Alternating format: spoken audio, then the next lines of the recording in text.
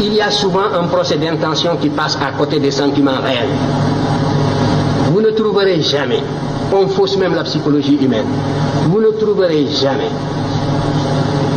un peuple qui admire l'histoire d'un autre peuple. Prenez la Serbie, prenez n'importe quel peuple de l'Europe centrale.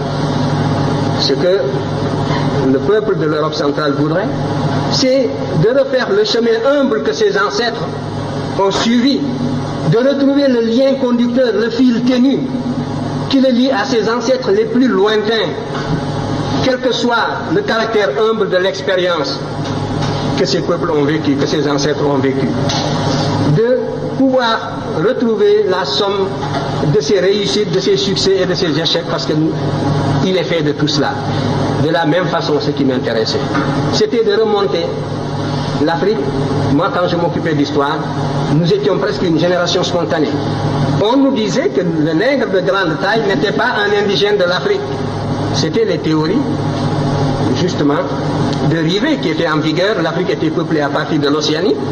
Donc, le noir que vous êtes et moi, nous sommes des occupants. Nous sommes des étrangers qui sont venus sur un sol qui nous est étranger. Les seuls habitants de ce pays, c'était les Pygmées. Le noir a devancé le blanc est venu, s'il est plus fort, il évince le noir qui est un étranger comme lui. Voilà les théories qui étaient en vigueur.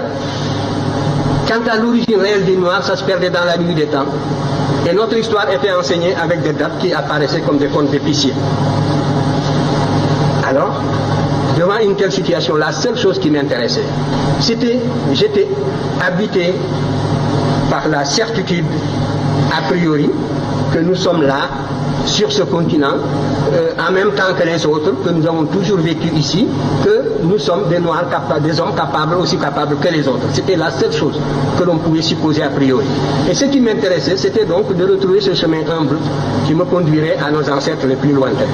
Et quand je suis tombé sur l'Égypte, mes camarades le savent de ma génération, j'étais gêné. Ça ne m'intéressait absolument pas de tomber sur l'Égypte pour ce que je cherchais. Si le fil conducteur, c'est la continuité, c'est la restauration de la conscience historique qui m'intéressait. C'est cette conscience historique qui est le ciment, qui réunit les individus d'un peuple, qui fait qu'un peuple n'est pas une population, un agrégat d'individus sans lien. C'est ce sentiment historique seulement que je voulais restituer, restaurer.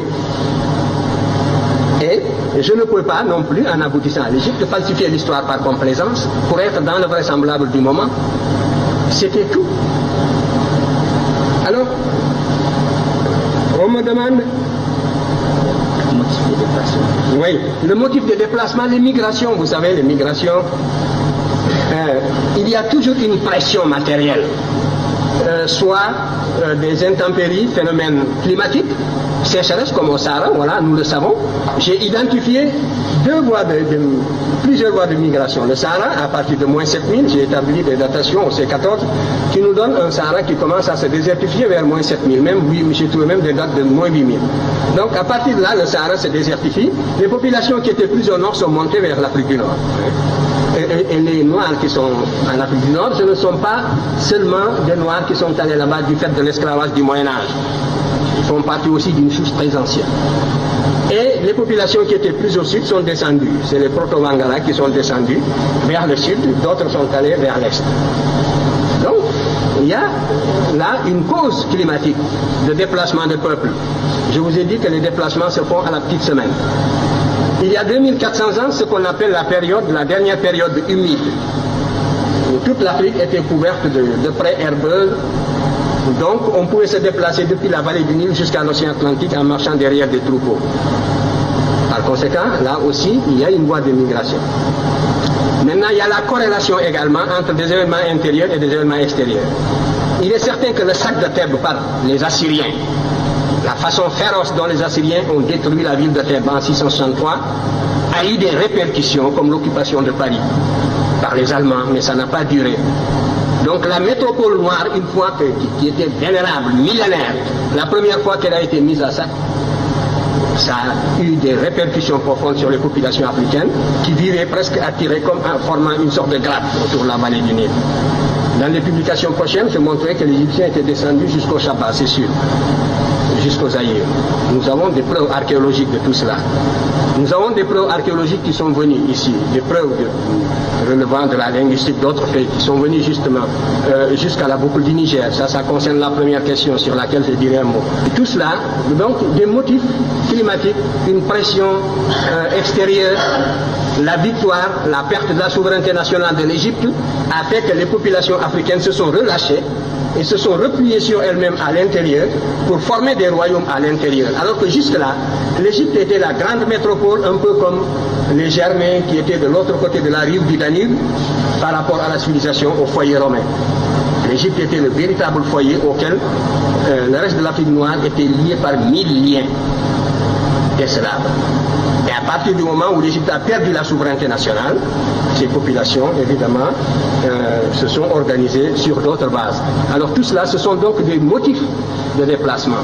Pour l'histoire, la période la plus proche. Donc pour la plus ancienne, il devait en être ainsi. Les variations climatiques, on peut les cerner par la paléoclimatologie. Ça peut être aussi dû au fait que le manque de nourriture, la pression sélective, tout cela, ce sont autant de facteurs qui jouent pour expliquer le déplacement. En tout cas, vous pouvez remonter, vous, en ce qui vous concerne, jusqu'aux racines de la philosophie africaine. Je vous invite à étudier la cosmogonie héliopolitaine. Je l'ai décrite d'ailleurs brièvement dans Civilisation ou Barbarie. Vous y trouverez les prémices. Vous commencerez à vous faire une idée de la consistance de la pensée de vos ancêtres de la vallée du Nil qui étaient noirs comme vous. Ici.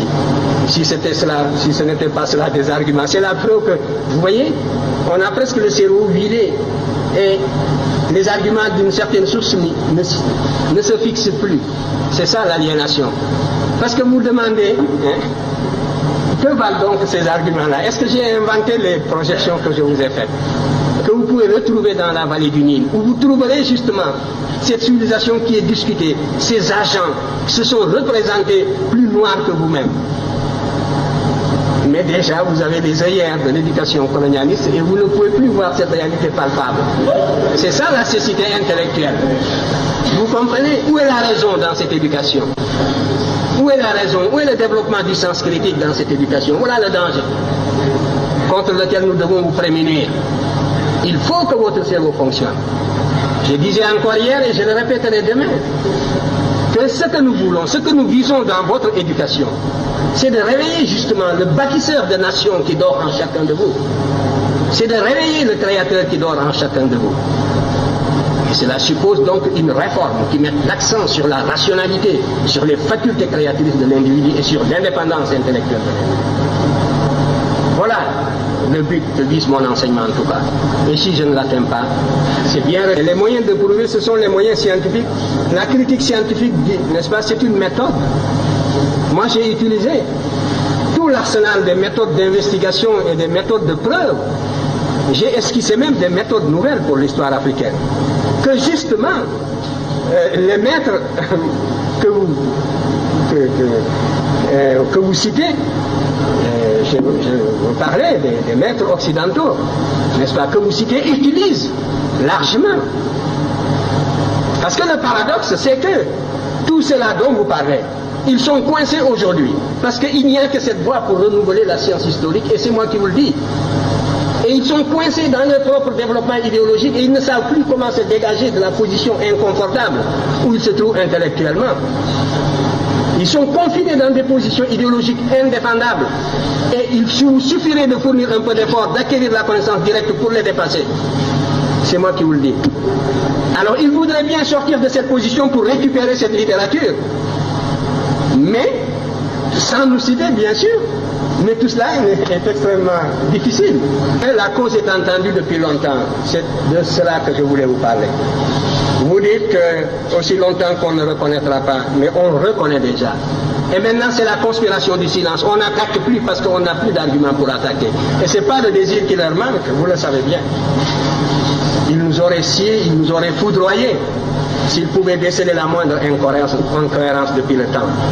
Mais maintenant c'est le silence, c'est la conspiration du silence, c'est la médisance dans les salons, c'est les attaques avec les étudiants. Donc voilà, à 3 reprises, l'Afrique apporte les éléments de la civilisation au monde, et ces éléments diffusent dans le monde, et pourtant l'Afrique continue toujours, passe toujours pour un continent frustré qui n'aurait rien apporté aux autres.